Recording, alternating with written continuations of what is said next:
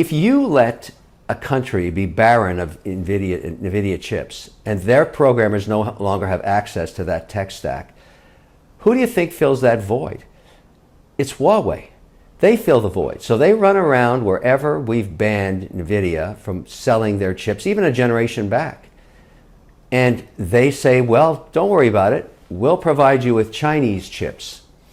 And we'll make them very attractive to you at an aggressive predatory price that gets us more market share, so that all of your developers abandon working on the NVIDIA and American AMD and Broadcom platforms, and you work with our Chinese stacks. And everybody knows the Chinese, in their technology, provide, well, for lack of a better word, spyware. So we're letting, with this policy in Washington, and the best analogy I can use is the chip itself is the queen bee, and that creates the hive. So you want the chip queen bee, and the programmers are the honeybees that create the ecosphere, that make the hive successful and do all the work and create the honey.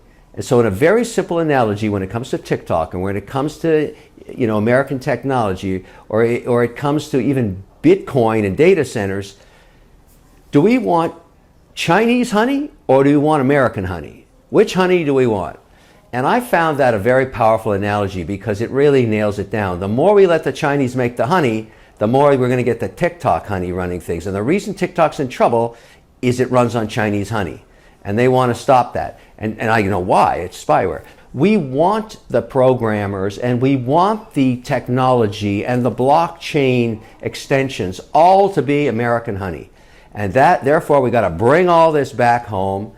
And our biggest problem, because this is a long answer I've just given you, is power. We don't have any power.